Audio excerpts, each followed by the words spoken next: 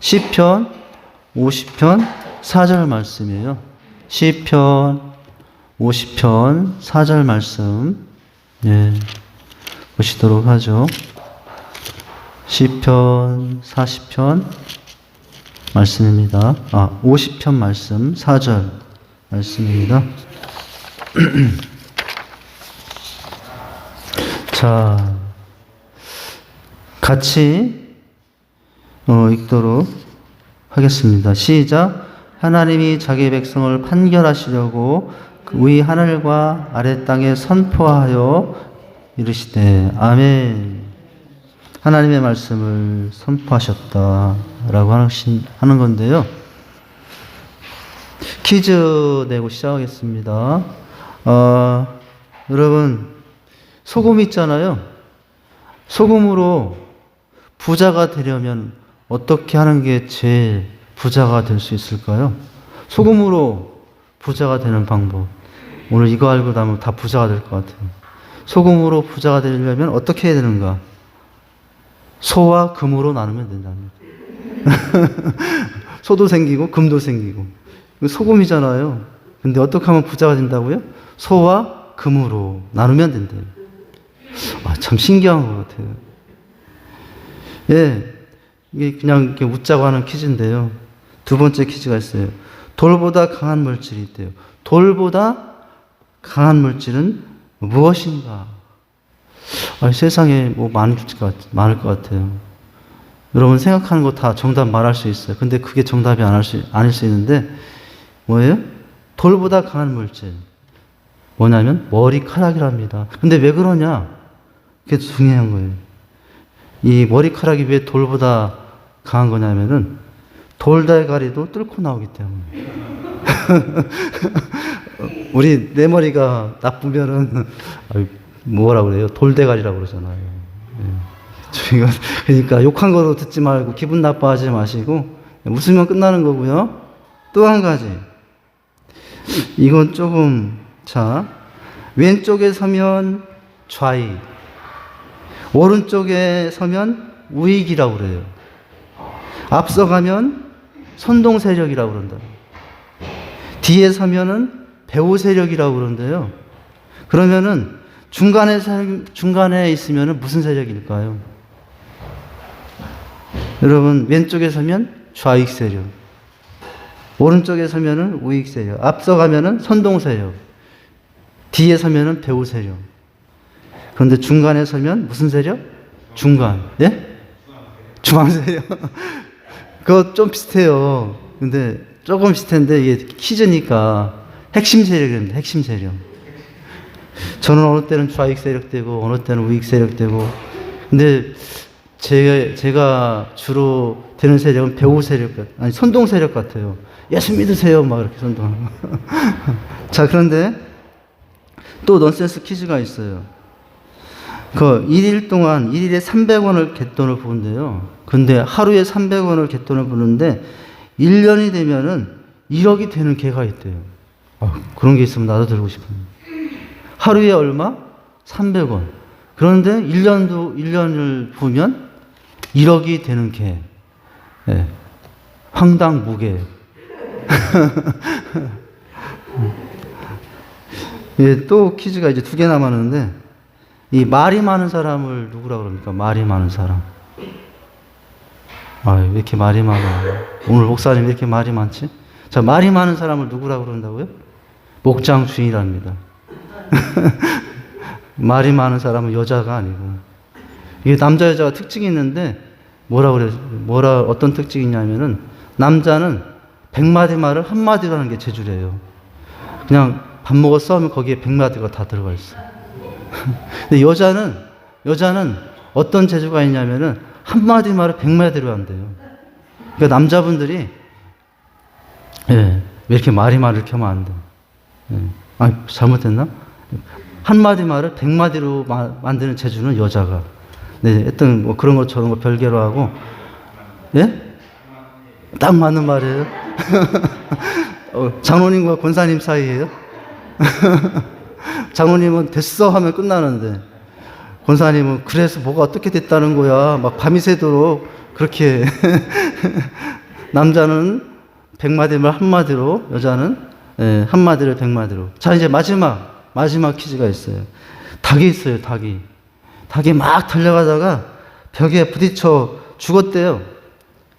닭이 막 달려가다가 벽에 부딪혀 죽었어요. 그때 닭이 낸 소리가 있대요, 마지막에. 꼴까다? 아, 좀 비슷하네요. 그래도 센스가 있어요, 본사님. 닭이 막 달려가다가 벽에 묻혀가지고 죽었어. 닭이 마지막으로 하고 죽은 말, 닭광. 우리가 먹는 닭광이 아니고 닭광하고 했답니다. 네.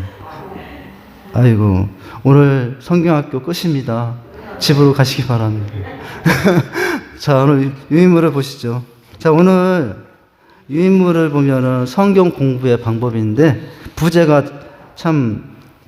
부제가 우리의 마음을 더 움직여주는 말 같으네요. 성경 읽을수록 흥미롭습니다.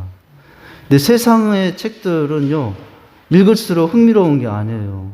아, 이거 너무 뻔히 하는 얘기. 읽을수록 재미가 없어요. 어제 신문 오늘 또 보고, 그저께 신문 오늘 또 보고, 한 달 내내 그 날짜 신문을 봐보세요. 여러분, 얼마나 지겹겠습니까? 그런데 성경은 일반 책과는 다른데, 읽을수록 새롭고 또 새로워요. 어제 본 내용 오늘 또 새롭고, 오늘 본 내용 내일 또 새롭고, 말씀의 진리의 말씀의 맛이라고도 할 수 있겠죠. 자, 이제 그런데 이 읽을수록 흥미롭지만, 자, 오늘 그 성경을 우리가 그냥 이제 대하는 것이 아니라 성경을 여러 가지 방법으로 대할 때 성경의 은혜를 더 깨달을 수 있다고 하는 거죠. 자, 성경 공부의 단계가 오늘 우리가 가지고 있는 교재로서는 4단계로 구분하고 있어요. 자, 성경 공부의 방법, 거기 괄호 1, 2, 3, 4번만 보면은 첫 번째 단계는 뭐예요? 관찰의 단계예요. 무엇을 말씀하시는가? 여러분, 두 번째 그 밑에로 보면은 이제 관찰의 단계가 끝나면 관찰을 가지고 2번 무슨 단계? 해석의 단계예요. 그것이 무엇을 의미하는가? 넘기시면은 이제 다음 주에 할 내용에 보면은 뭐가 있어요? 세 번째는 상관의 관계가 있어요. 나와 무슨 상관이 있는가? 이걸 살펴보는 거예요. 그리고 마지막은 무슨 단계예요? 적용의 단계인데 내가 무엇을 할 것인가?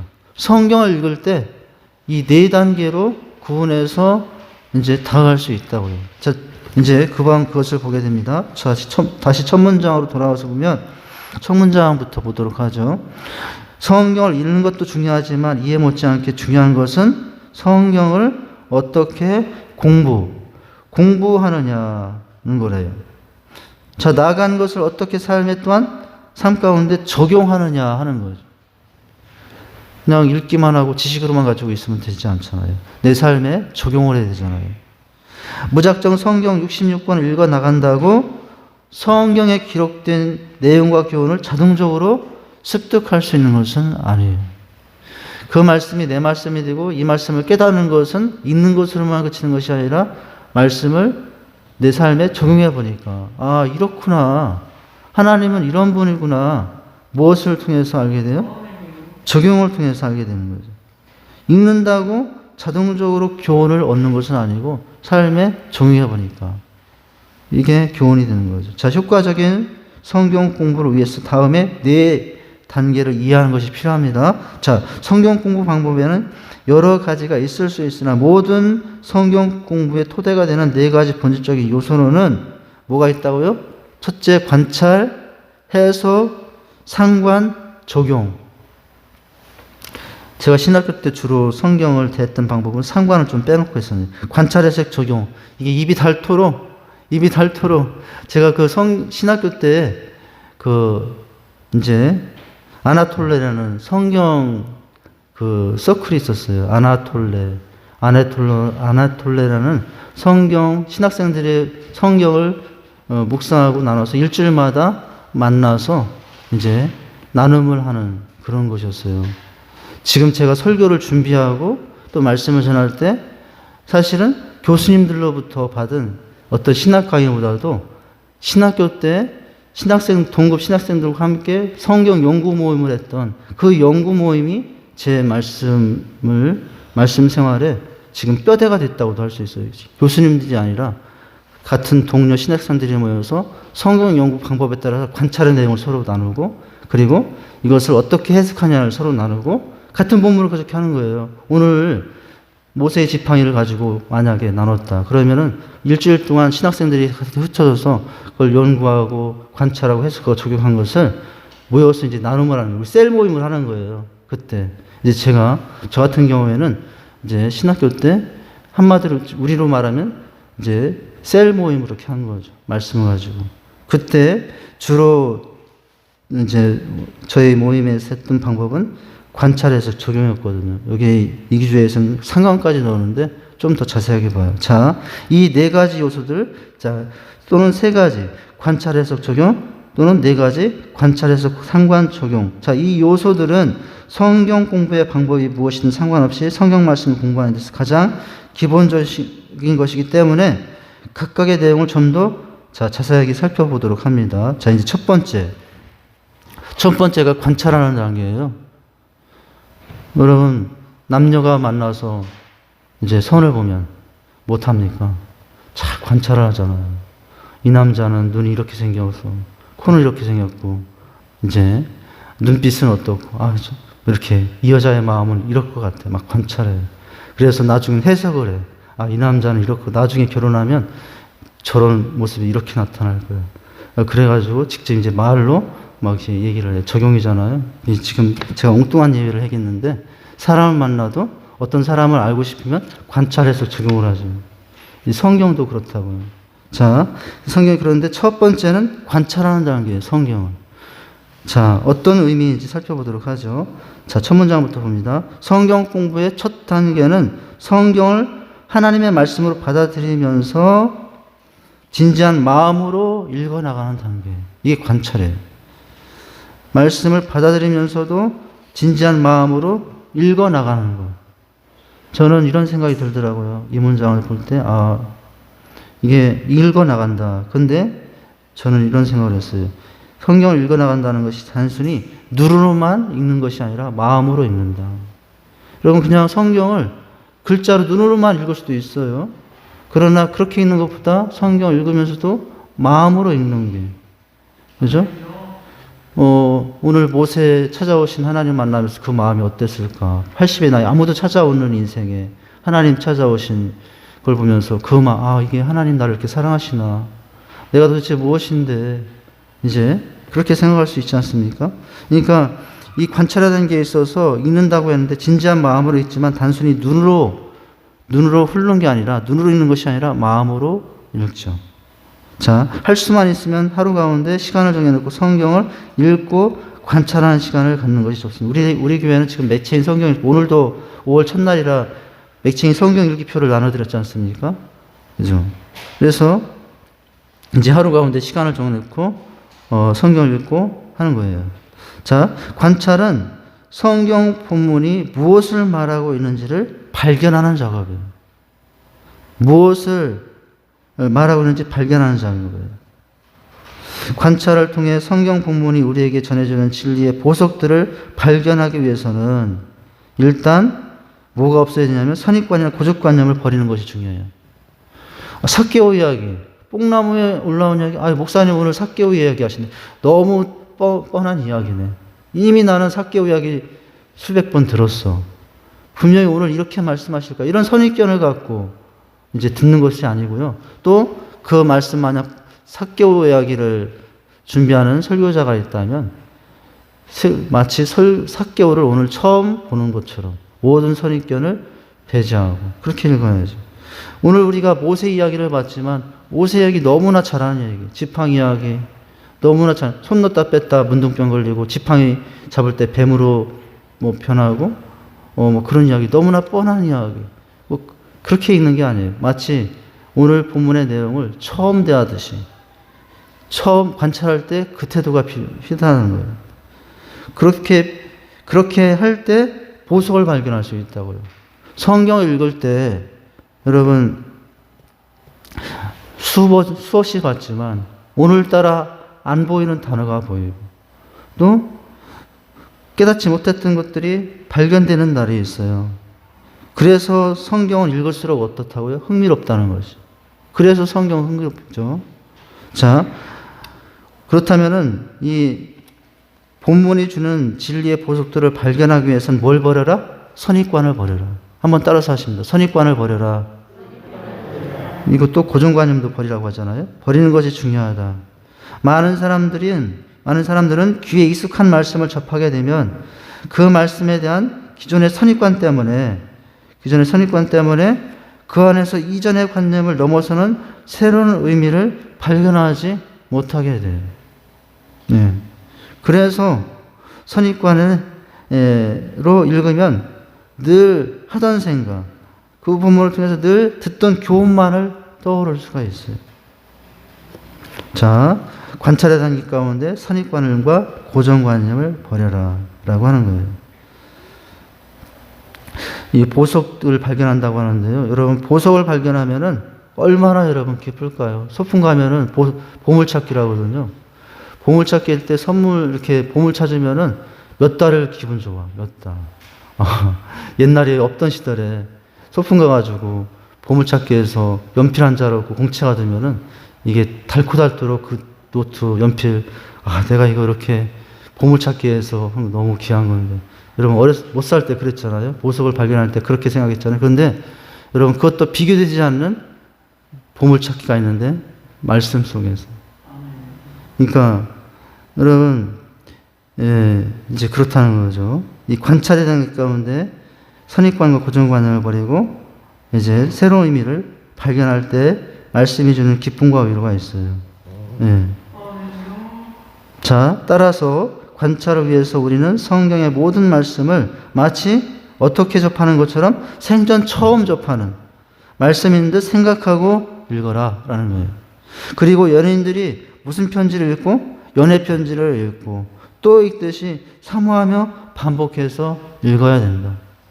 저는 군대를 안 가봐서 잘 모르겠는데 군대 간 남자들 요즘에는 핸드폰도 보게 해가지고 뭐 조금 이렇게 많이 개방이 됐는데 핸드폰도 열지 못하고 텔레비도 잘 못 트는 시대 힘들고 어려우면 누구 가슴 속에서 애인이 보내준 편지를 읽으면서 거기서 또 힘을 얻고 거기서 그 한마디 한마디가 아까 우리 영상에 봤잖아요. 사랑하기 시작하면 그 사람 몸짓까지 해석하게 된다고. 우리 앞에 오늘 오전 예배 사랑하게 되면 그 사람 몸짓까지 해석하려고 헤맨다고 그러잖아요. 그러니까 군인이 지루한 그 군대 생활에 편지 한마디를 보는 거예요. 근데 읽고 또 읽었는데 연애 편지의 내용이 이 부분은 안 보였는데 오늘 보여. 그래서 연애 편지가 이제 힘이 되고 제 얘기가 아니고요. 그렇다는 거예요. 저는 군대를 안 가가지고 연애 편지를 받아볼 수가 없었어요. 자, 연애 편지를 읽고 읽듯 어떻게 하여 사모하여 반복해서 읽어라. 어떤 이는 이러한 관찰자의 모습을 탐정에 비유하기도 한대요.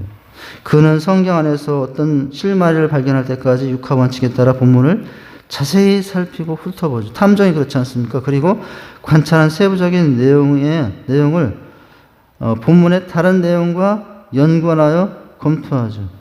그러니까 우리가 오늘 이제 지팡이 이야기만 봤지만 그 지팡이 이야기, 모세 지팡이 이야기가 더 이해되기 위해서는 3장에 떨기나무 불꽃 가운데 나타나서 내 신을 보라 했던 장면부터 봐야 되거든요.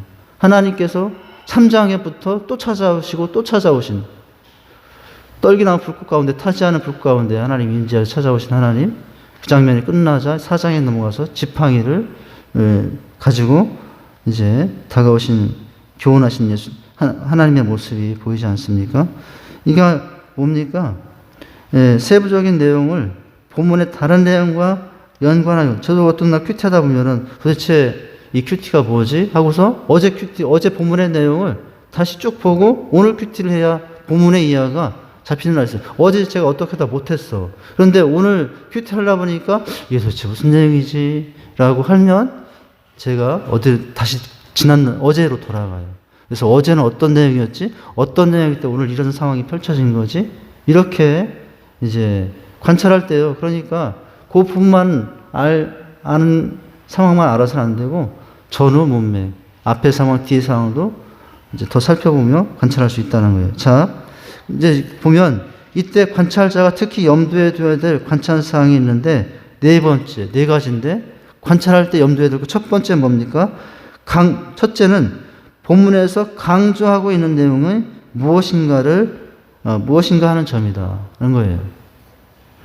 이는 성경 저자들이 직접적으로 명시하고 있는 목적이나 서술 순서, 등을 통해서 나타나는데요. 중요한 것이 앞에 오기도 하고 점진적으로 뒤에 위치한 것이 강조되기도 한다. 그래서 여러분 관찰할 때 본문에서 강조하고 있는 게 무엇인가를 이제 찾아봅니다. 오늘 모세와 하나님의 만남 가운데 가장 큰 강조점은 찾아오시는 거였어요. 찾아오신 것에서 모든 게 이제 풀어지는 것이거든요. 찾아오심에 관해서 이제 강조점을 거기에 두고 이제 말씀을 보고 설교도 대지를 나누고 이렇게 해나가죠. 자, 그 다음에는 이제 조금 더 세부적으로 들어가서 전체 강조가 뭐냐 찾아오심이 있는 거예요. 이제 두 번째로 보면은 반복되고 있는 것들에 주의해야 된다. 여러분 오늘 보면 오전 말씀에 사실은 가장 많이 나온 단어가 지금 뭐 제가 없는데 지팡이가 아니겠어요? 지팡이. 내 손에 있는 것이 지팡이다. 이게 모세의 지팡이, 하나님의 지팡이에 대한 지팡이 이렇게 반복이 되잖아요. 근데 이게 아무런 의미가 없는 단어 같아도 지팡이 이게 왜 도대체 반복이 되는 거야 할 수 있지만 반복되는 이유가 있고 반복되는 걸 중심으로 해서 찾아오신 하나님 앞에서 반복되는 단어를 중심으로 찾기 시작하면은 거기서 이제 의미가 풀리고 해석이 되죠. 반복되는 것에 주의한다. 반복된다는 것은 뭐예요? 그것을 강조하기 위한 저자의 목적이 담겨 있는 경우가 많다.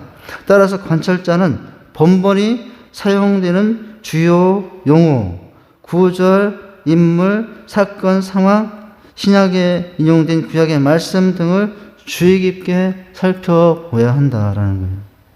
이제 반복이 되는데 주요 용어나 구절 또는 인물, 사건, 상황 이런 것들을 주의 깊게 살펴보라. 자, 이제 관찰할 때 또 염두에 둘 세 번째 건 뭡니까? 서로 연관된 것들에 주목해야 한다. 연관된 것들에 주목해야 돼요. 예컨대 질문과 대답. 네 손에 있는 것이 무엇이냐? 지팡이니이다. 그것을 품에 넣어라. 빼라. 꼬리를 잡아라. 자, 그럴 때마다 오늘 또 질문과 대답이 있었지 않습니까? 자, 예컨대 질문과 대답 혹은 원인과 결과 등을 들을 수 있다. 대답은 반드시 그것에 대한 질문과 그리고 결과는 그것을 초래한 원인과 연관해서 살펴봐야 한다. 이러한 연관성을 고르지 않을 경우 우리는 성경 본문의 의미를 왜곡할 수 있다고요. 왜곡할 수 있다고요. 오늘 첫째 대지가 나는 누구인가? 내게 있는 것을 바라보시고 인생이 얼마나 덧없은 것인가를 살피게 하셨죠. 그리고 두 번째 대지가 하나님은 누구인가? 근데 하나님은 누구인가를 설명하기 위해서 하나님께서 모세에게 시킨 것이 뭐냐면 손을 넣었다 빼다 보라고. 네가 비록 지팡이 같은 인생일지라도 네 품에 안았을 때 나갈 때 어떻게 합니까? 치료되고 회복이 되잖아요. 지팡이 같은 연약한 인생일지라도 네가 하나님께 내 인생이 드려지면 너를 통해서 치료의 은혜가 있게 되고 또 해방의 은혜가 있게 될 것이다. 이게 이제 연결이 되죠. 자, 그리고 네 번째는 뭡니까? 네 번째는 서로 비슷한 것들과 상반된 것들에 관심을 기울여라. 그러니까 두 번째는 비슷한 것의 반복을 또 주목해야 되지만은, 그죠? 성경을 볼 때 비슷한 것의 반복을 주목해야 되지만, 그래서 제가 이번 하박국을 중보하면서 1장에 어찌하여가 3번 나오더라고요. 근데 마지막 3장이니까 없고 없을지라도 없을까 5번 나옵니까? 이게 저는 2번 반복되는 것들을 주목해서 이제 하박국의 썸네일을 어찌하여서 없을지라도의 여행 이렇게 이제 정했던 것이거든요. 그런데 이게 같은 내용의 반복만 주목할 것이 아니라 어떤 것도 주목하라고요? 그 본문 속에 반대되는 단어들이 나올 때 그것도 주목할 필요가 있다는 거예요. 반대되는 단어가 나올 때. 자, 서로 비슷한 것들과 상반되는 것들에 관심을 기울여라. 이렇게 관찰할 때, 자, 이렇게 관찰할 때 그 의미를 더 깨닫게 되고 발견할 수 있게 된다고요. 보석을 발견할 수, 듯한 은혜를 경험할 수 있다고 하는 것이죠. 자, 이것이 이제 주의해야 할 태도라고 할 수 있습니다. 자, 오늘 여기까지 일을 하도록 하죠. 이제 다음 시간에는 이제 관찰했으면은 해석했으면은 나와 무슨 상관이 있는가? 그 다음 시간에는 그 상관 있는 것들을 내가 어떻게 적용할 것인가? 이제 이것들을 살펴보도록 하죠. 한번 따라서 하십니다. 성경이 열린다. 마음이 열린다. 인생이 열린다. 영혼이 열린다. 마지막은 뭐였어요? 맞아요. 영원이 열린다. 할렐루야. 자, 제가 기도하겠습니다. 하나님 아버지, 우리가 매일 읽는 성경이지만 단순히 눈으로만 읽는 사람 태도가 아니라 그 상황에 내가 들어가서 마음으로 또 성경을 읽는 자가 되어서 그 속에서 나를 향하신 하나님의 음성이 무엇인지 깨닫는 자가 되길 원합니다.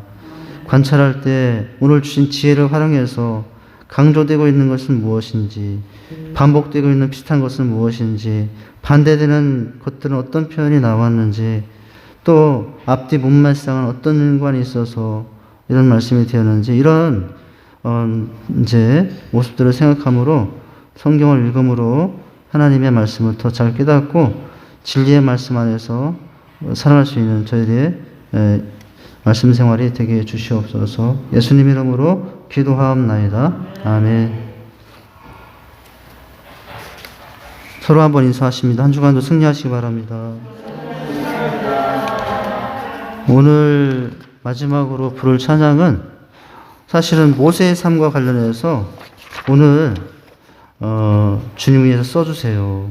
모세가 해야 될 고백을 관련된 찬양이었습니다. 오전에 못하고 이제 오후로 빌렸어요. 이 곡이. 나의 피난처 예수 찬양하시고 주기도문으로 예배를 마치겠습니다.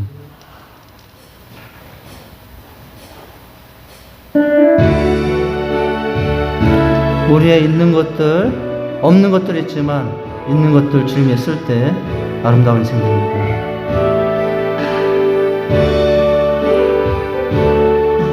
나의 피난처 예수 의지해요.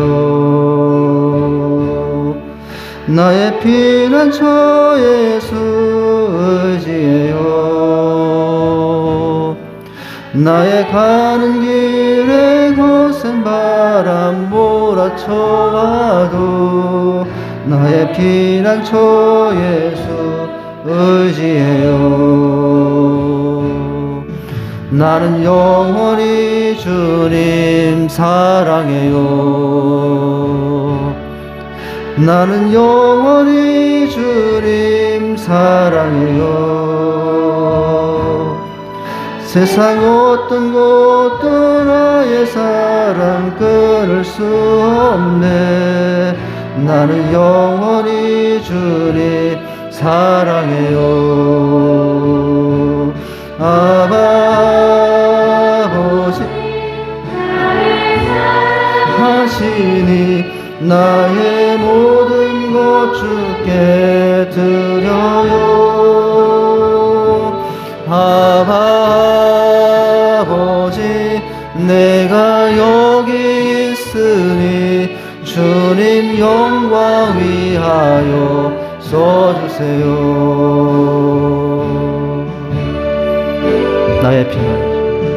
나의 피난처 예수 의지해요. 나의 피난처 예수 의지해요. 나의 가는 길에 거센 바람 몰아 처하도 나의 피난처에서 의지해요. 나는 영원히 예수님 사랑해요.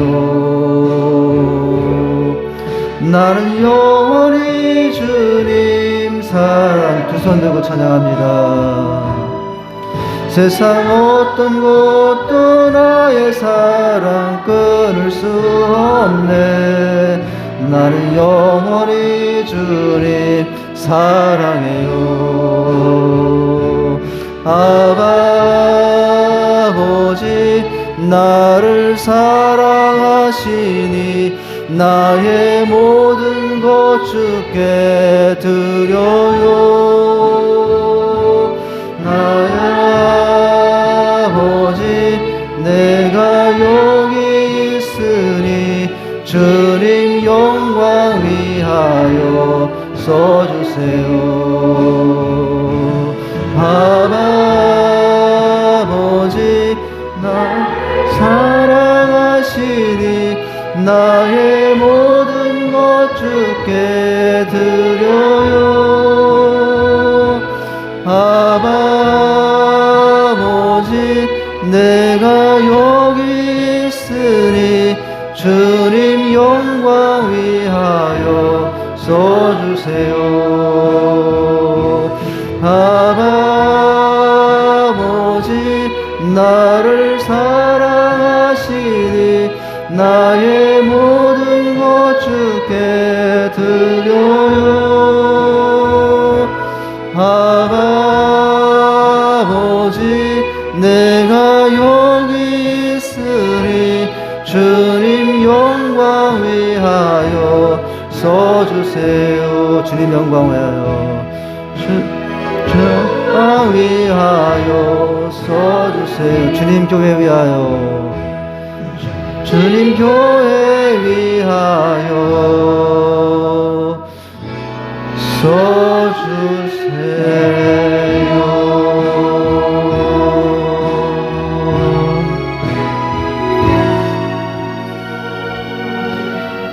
하늘에 계신 우리 아버지여, 이름이 거룩히 여김을 받으시오며 나라에 임하옵시며 뜻이 하늘에서 이루어진 것 같이 땅에서도 이루어지리다. 오늘날 우리에게 일용할 양식을 주옵시고 우리가 우리에게 죄 지은 자를 사해 준 것 같이 우리 죄를 사하여 주옵시고 우리를 시험에 들게 하지 마옵시고 구하옵소서. 대개 나라와 권세와 영광이 아버지께 영원히 있사옵나이다. 아멘.